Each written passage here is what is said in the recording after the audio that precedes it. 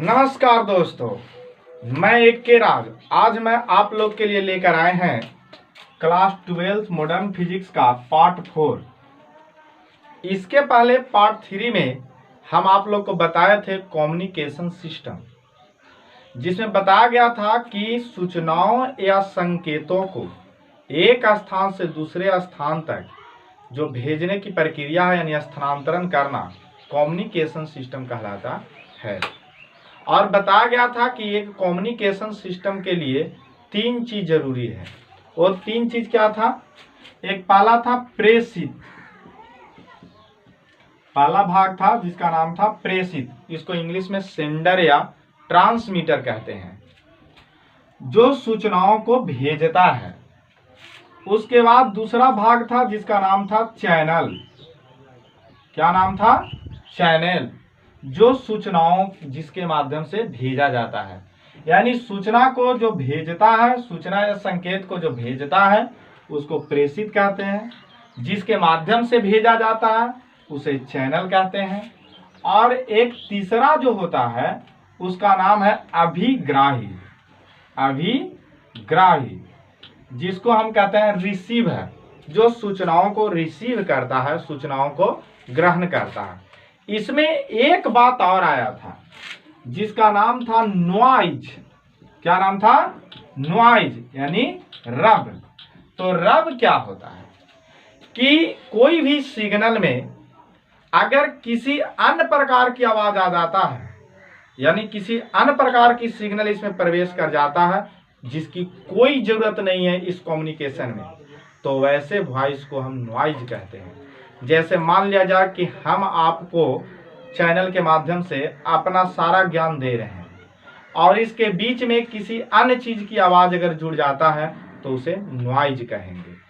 आज हम आप लोग को पार्ट 4 में block diagram of communication system के बारे में बताएंगे। यानी कम्युनिकेशन सिस्टम जो प्रेषित, कोई भी सेंडर से जो रिसीवर तक जाता है, कोई भी संकेत या संकेत या सूचना, उसके बीच क्या क्या प्रक्रिया होती है, एक डायग्राम के माध्यम से हम आपको समझाएंगे। यह डायग्राम क्लास 12 में हमेशा 2 अंक का पूछा जाता है, यानी वीवीआई टॉपिक है, इसीलिए आप लोग ध्यान से देखेंगे। तो चलिए हम आप लोग को शुरू करते हैं block diagram of communication system. तो पहले हम लोग देखेंगे कि एक कोई स्पीकर है। जैसे मान लो कि कोई स्पीकर है जहां से कोई सूचना, किसी सूचना को स्पीकर में ट्रांसमिट किया, मतलब भेजा जा रहा है स्पीकर के माध्यम से। तो पहले हम जानेंगे कि स्पीकर क्या होता है। तो स्पीकर जो होता है वो एक प्रकार का ट्रांसड्यूसर होता है। अब एक वर्ड आया ट्रांसड्यूसर। तो ट्रांसड्यूसर क्या होता है, इसका हिंदी भी देखेंगे तो हिंदी में भी इसको ट्रांसड्यूसर कहेंगे। इसका हिंदी इंग्लिश दोनों ट्रांसड्यूसर ही होगा। तो ट्रांसड्यूसर क्या होता है? ट्रांसड्यूसर एक प्रकार के डिवाइस होता है, एक प्रकार के मशीन होता है जो एक ऊर्जा को दूसरे ऊर्जा में बदल देता है। तो स्पीकर भी एक प्रकार के ट्रांसड्यूसर है जो ध्वनि ऊर्जा को विद्युत ऊर्जा में कन्वर्ट कर देता है। क्यों कन्वर्ट करता है? जैसे हम लोग जो बोल रहे हैं, जो संकेत हम दूसरे के यहाँ भेज रहे हैं, वो संकेत ध्वनि ऊर्जा के रूप में है। और कोई भी वायर में ध्वनि ऊर्जा नहीं चलती, हर वायर में करंट चलता है। तो सबसे पहले स्पीकर के माध्यम से हम उस संकेत को, सोर्स को, जिस संकेत का सोर्स है, ये हो गया संकेत का सोर्स, स्रोत कह सकते हैं, स्रोत, संकेत का स्रोत। तो इस संकेत के स्रोत से जो भी संकेत या सूचना मिल रही है उसको हम ध्वनि ऊर्जा को पहले विद्युत ऊर्जा में चेंज कर देंगे। आई चेंज करने की प्रक्रिया को क्या कहेंगे? ट्रांसड्यूसर। यानी स्पीकर एक ट्रांसड्यूसर है जो ध्वनि ऊर्जा को विद्युत ऊर्जा में बदल दिया। इसको हम कहेंगे, अभी ध्वनि ऊर्जा इसमें चेंज हो गया तो आपको इस प्रकार से ही चलेगा। करंट के रूप में, ऐसे ऐसे आपके चलेंगे। इसको कहा जाता है मैसेज सिग्नल, यानी हिंदी में इसको बोलते हैं संकेत सिग्नल। ये हो गया आपका क्या, संकेत सिग्नल। तो संकेत सिग्नल जो होता है वो निम्न आवृत्ति के होते हैं। संकेत सिग्नल कैसे होते हैं, निम्न आवृत्ति वाले होते हैं। संकेत सिग्नल जो है वो निम्न आवृत्ति के होते हैं। अब ये निम्न आवृत्ति होने के कारण इसे हम अधिक दूर तक प्रेषित नहीं कर सकते, मतलब भेज नहीं सकते, सेंड नहीं कर सकते। जैसे मान लिया जाए कि आप खड़े हैं कई हजार किलोमीटर दूर या 1000 किलोमीटर दूर, हम यहाँ से आपको मॉडर्न फिजिक्स पढ़ा रहे हैं, तो हम यहाँ से जो संकेत आपको दे रहे हैं, मैसेज जो आपको कर रहे हैं, ये मैसेज में उतनी आवृत्ति नहीं है कि यहाँ से वहां तक आपको पहुंच जाएगा। तो वहां तक पहुंचाने के लिए करना क्या होगा, तो करना होगा कि इसे उच्च आवृत्ति वाले के साथ अध्रुवित कर देंगे या मिला देंगे। तो एक दोलित्र होता है, एक शब्द आता है दोलित्र, जिसको बोलते हैं ओसिलेशन। दोलित्र का काम है, ये दोलित्र जो होता है उच्च वेव वाले वाहक तरंग उत्पन्न करता है। एक ऐसे उच्च आवृत्ति वाले तरंग उत्पन्न करता है, यानी उच्च आवृत्ति वाले एक तरंग उत्पन्न करता है। अब आवृत्ति उच्च होगी तो इसके बीच में गैप कम होंगे, इसको बोलते हैं वाहक तरंग। इसको क्या बोलेंगे, वाहक तरंग। तो वाहक तरंग को इंग्लिश में बोला जाता है कैरियर वेव। अब ये जो वाहक तरंग होते हैं, इसमें गुण क्या होता है कि इसकी आवृत्ति उच्च होती है, यानी इसकी आवृत्ति जो होती है वो काफी उच्च होता है, जिसे अधिक दूर तक हम भेज सकते हैं। तो अब क्या करेंगे कि ये जो संकेत सिग्नल की जो निम्न आवृत्ति है, इसको इस सिग्नल पर अध्रुवित कर देंगे। तो इसके अध्रुवित करने की जो प्रक्रिया होती है उसे कहा जाता है मॉड्यूलेशन। मॉड्यूलेशन, इसको कहते हैं मोडुलक, या कहीं कहीं आपको मिल जाएगा मोडुलन। एक क्वेश्चन आपको क्लास 12 में पूछा जाता है कि मॉड्यूलन क्या है, यानी मॉड्यूलेशन क्या है, या किसके कितने भाग होते हैं। तो आप इसका डिफिनेशन देखें, चाहे तो आप नोट भी कर सकते हैं, कर लीजिए नोट। मॉड्यूलेशन किसे कहते हैं, तो मॉड्यूलेशन किसे कहेंगे कि संकेत सिग्नल, आप लिख सकते हैं संकेत सिग्नल निम्न आवृत्ति के होते हैं। संकेत सिग्नल निम्न आवृत्ति के होते हैं, जिसे अधिक दूरी तक प्रेषित नहीं किया जा सकता, मतलब भेजा नहीं जा सकता। तो उस सिग्नल को अधिक दूर तक भेजने के लिए उच्च आवृत्ति वाले वाहक तरंगों के ऊपर अध्रुवित कर देते हैं, यानी उसके ऊपर रख देते हैं। उच्च आवृत्ति वाले वाहक तरंगों के ऊपर अध्रुवित कर देते हैं। इस प्रक्रिया को हम मॉड्यूलेशन कहते हैं। और मॉड्यूलेशन होता है कितने प्रकार के, तो मॉड्यूलेशन 3 प्रकार के होता है। एक होता है आयाम मॉड्यूलेशन, आयाम मॉड्यूलेशन। एक होता है आवृत्ति मॉड्यूलेशन, और एक होता है कला मॉड्यूलेशन। एक होता है कला मॉड्यूलेशन। आप ध्यान से सुन लीजिए, आप एक बार मिला लीजिए कि संकेत सिग्नल निम्न आवृत्ति के होते हैं, जिसे अधिक दूर तक प्रेषित नहीं किया जा सकता है। इसे अधिक दूर तक प्रेषित करने के लिए इस निम्न आवृत्ति वाले तरंग को वाहक तरंग, यानी कैरियर वेव, इसी को इंग्लिश में बोला जाता है, इसके ऊपर अध्रुवित कर देते हैं। इस प्रक्रिया को मॉड्यूलक कहते हैं या मॉड्यूलन कहते हैं। मॉड्यूलक कितने प्रकार के होते हैं, 3 प्रकार के होते हैं। एक आयाम मॉड्यूलेशन, एक आवृत्ति मॉड्यूलेशन, एक कला मॉड्यूलेशन। अब क्या होता है, ये देखिए, इसको उतार लीजिए। अब है कि संकेत सिग्नल। अब सिग्नल किसको कहते हैं? तो जिसके माध्यम से यानी जिसके द्वारा संकेत या सूचना एक स्थान से दूसरे स्थान तक पहुंचता है उसे हम सिग्नल कहते हैं। यानी सिग्नल के माध्यम से ही संकेत एक स्थान से दूसरे स्थान तक पहुंचता है, सिग्नल कहते हैं। अब सिग्नल दो प्रकार के होती है। सिग्नल कितने प्रकार के होते हैं? दो प्रकार के। एक होता है जिसका नाम है डिजिटल सिग्नल, पहले एनालॉग लिख लो। एक होता है एनालॉग सिग्नल और एक होता है डिजिटल सिग्नल। Digital signal. अब हम लोग देखेंगे कि एनालॉग सिग्नल किसे कहते हैं और डिजिटल सिग्नल किसे कहते हैं।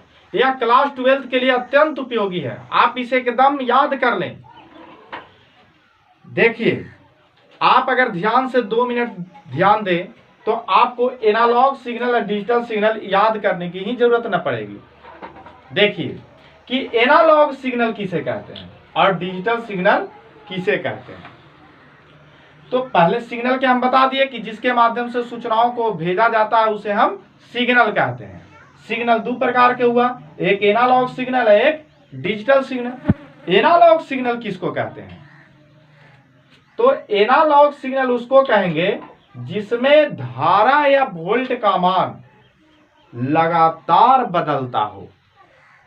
जैसे कभी ऐसे बढ़ रहा हो, फिर घट रहा हो, फिर बढ़ रहा हो, फिर घट रहा हो, तो इस प्रकार के सिग्नल को एनालॉग सिग्नल कहते हैं। जैसे मान लिया जाए कि हम आप लोग को पढ़ा रहे हैं तो हमारी आवाज कांस्टेंट नहीं है, लगातार बदल रहा है, कभी बढ़ जाता है मेरा आवाज, कभी घट जाता है।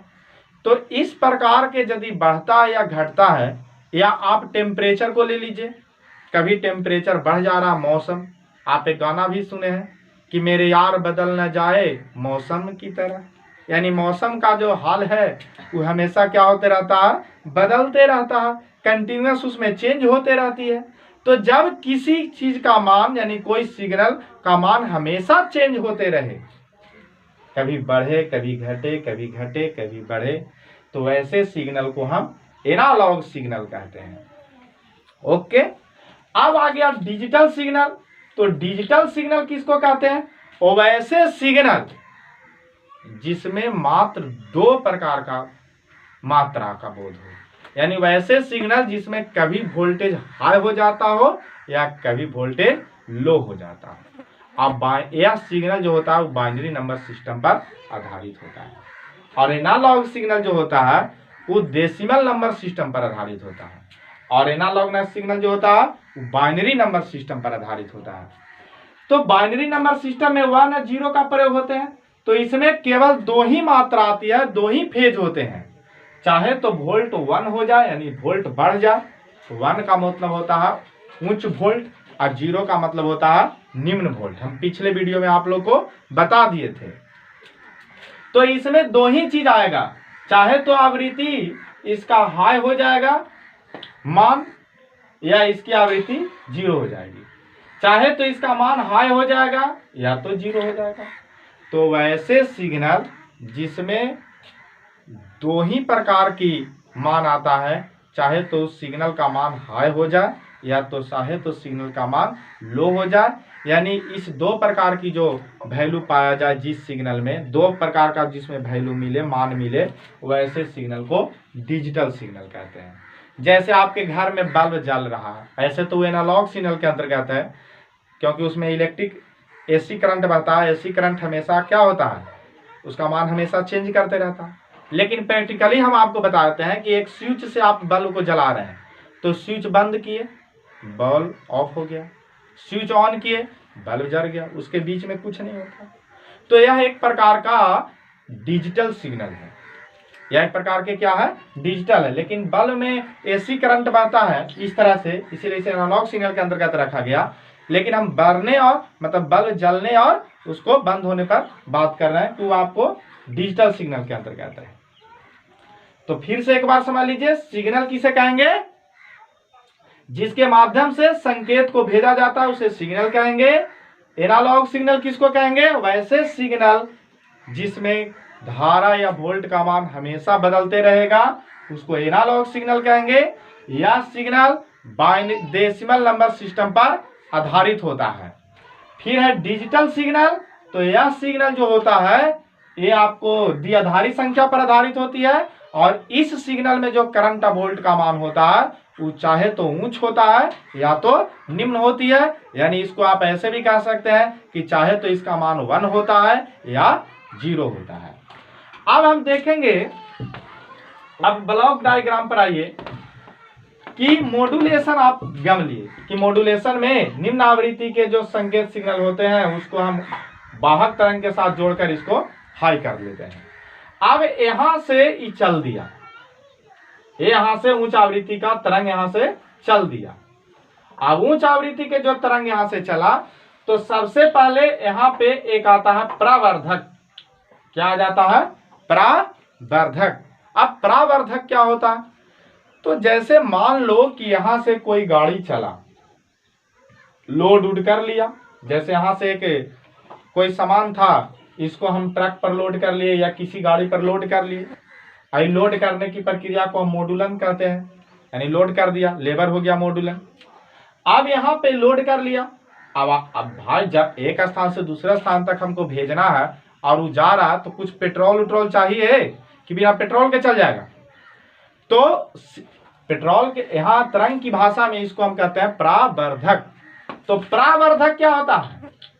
तो परावर्धक जो होता है वे मान लो कि गाड़ी में जैसे पेट्रोल डलाते हैं ऊर्जा के लिए, तो परावर्धक जो होता है उस सिग्नल में ऊर्जा देती है। परावर्धक का काम है सिग्नल को ऊर्जा देना, इतना ऊर्जा देता है कि ये वहां तक पहुंच सके। तो अब ये परावर्धक क्या है? यह आपको संकेत सिग्नल को ऊर्जा प्रदान करता है। उसके बाद ऊर्जा ले लिया, वाहक तरंग के साथ उच्च आवृत्ति हो गया, ऊर्जा मिल गया। अब यह सिग्नल एंटीना के माध्यम से यहां से क्या मिल जाएगा? एंटीना में पहुंच जाएगा। अब ये एंटीना धर लेगा और एंटीना के माध्यम से हवा में वातावरण में छोड़ दिया जाएगा। अब यहां देखेंगे कि एंटीना किसको कहेंगे? एंटीना। और ये कौन सा एंटीना है? तो ये ट्रांसमीटर एंटीना है, भेजने वाला एंटीना। तो ये ट्रांसमीटर एंटीना। एंटीना क्या होता है? तो एंटीना भी एक प्रकार के ट्रांसड्यूसर होता है जो क्या करता है, इन्हें से करंट आ रहा था यानी विद्युत ऊर्जा आ रहा था, इसको इलेक्ट्रोमैग्नेटिक वेव में कन्वर्ट कर दिया। क्योंकि वातावरण में ये जो मुक्त आकाश है, इस मुक्त आकाश में जो सिग्नल ट्रेवल करता है इलेक्ट्रोमैग्नेटिक वेव के फॉर्म में ट्रेवल करता है। तो ये जो एंटीना लगा हुआ रहता है ये आपको इलेक्ट्रिक जो करंट के रूप में आ रहा था वहां से स्पीकर के द्वारा, यहां से चेंज करके फिर चेंज हो गया। कैसे चेंज हो गया? यहां से करंट के में रूप में था, अब मुक्त आकाश में इलेक्ट्रोमैग्नेटिक वेव के रूप में, यहां से कौन वेव में चलता है? इलेक्ट्रोमैग्नेटिक वेव के फॉर्म में यहां से मुक्त आकाश में ट्रांसफर हो गया। अब ट्रांसफर हो गया तो बीच में आ गया चैनल। अब इस चैनल पर प्रसारित होगा। आपको बताए किए थे कि चैनल एक माध्यम है जिसके द्वारा सूचनाओं को भेजा जाता है। और चैनल के बीच में एक और आ जाता है जिसको क्या कहते हैं? चैनल के बीच में एक और आता है जिसको क्या कहते हैं? अभी बताए थे पिछले कुछ समय पहले, नॉइज।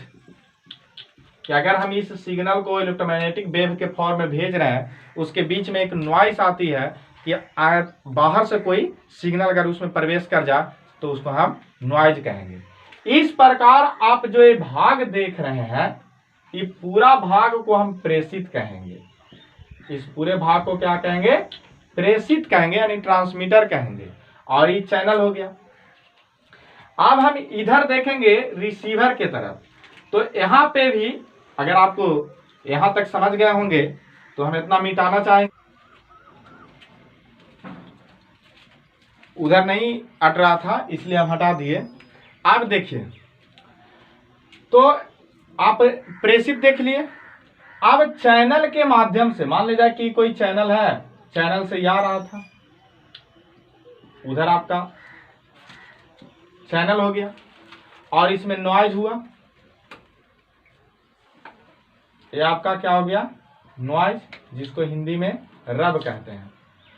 अब यहाँ पे एक रिसीवर एंटीना होता है, ये क्या होता है, रिसीवर एंटीना, जो सिग्नल को रिसीव कर लिया। अब ये एंटीना फिर ट्रांसड्यूसर का काम कर रहा है, फिर यहां से जो इलेक्ट्रोमैग्नेटिक वेव आ रहा है उसको करंट के रूप में कन्वर्ट कर लिया, और करंट के रूप में कन्वर्ट करके ट्यूनेबल प्रवर्धक के पास आया। ट्यूनेबल प्रवर्धक मतलब होता है कि जो पहचान लेता है कि मेरा सिग्नल है। जैसे हम आपको पढ़ा रहे हैं, तो हमारे तरह और बहुत सारे लोग फिजिक्स पढ़ा रहे हैं, कम्युनिकेशन सिस्टम पढ़ा रहे हैं, तो आपके पास हमारा संकेत कैसे पहुंचेगा, और ट्यूनेबल सेलेक्ट कर लेता है कि ये सिग्नल हमारे पास आना चाहिए। फिर यहां से आता है डीमोडुलेटर। डीमोडुलेटर क्या होता है, तो डीमोडुलेशन जो होता है वो मॉड्यूलेशन का ही विपरीत होता है। जैसे मॉड्यूलेशन का परिभाषा क्या बताया कि इसमें निम्न आवृत्ति के सिग्नल को क्या करते हैं, वाहक तरंग के साथ मिला देते हैं। यहाँ डीमोडुलेशन क्या करता है कि उच्च आवृत्ति का जो तरंग होता है जिस पर वाहक तरंग पर अधरोपित रहता है, तो उसमें उस वाहक तरंग में से, उच्च आवृत्ति के वाहक तरंग में से संकेत सिग्नल को हटा लेते हैं। यानी वाहक तरंग जो उच्च आवृत्ति की होती है उस पर निम्न आवृत्ति के संकेत लोड रहता है, तो उसको हटा लेना ही क्या कहलाता है, डीमोडुलेटर कहलाता है। यानी डीमोडुलेटर का मतलब, डीमोडुलक का काम है कि वाहक तरंग पर से निम्न आवृत्ति को हटा लेना। अब यहां से जब फिर थक उग गया, अब यहां से फिर इसको पेट्रोल चाहिए, फिर ऊर्जा चाहिए, तो फिर प्रवर्धक इसको मिलेगा, और उसके बाद फिर यहाँ पे स्पीकर लगा हुआ रहता है जो ट्रांसड्यूसर का काम करेगा और इलेक्ट्रिक करंट को ध्वनि ऊर्जा में बदल देगा। फिर आप यहाँ कान लगा लीजिए, ईयरफोन लगा लीजिए, और हमारे वीडियो को लगातार देखिए और इससे अपना ज्ञान बढ़ाइए। ऐसे इसी प्रकार के और अच्छे से अच्छे वीडियो पाने के लिए हमारे चैनल को लाइक करें, सब्सक्राइब करें तथा शेयर करें। Thank you.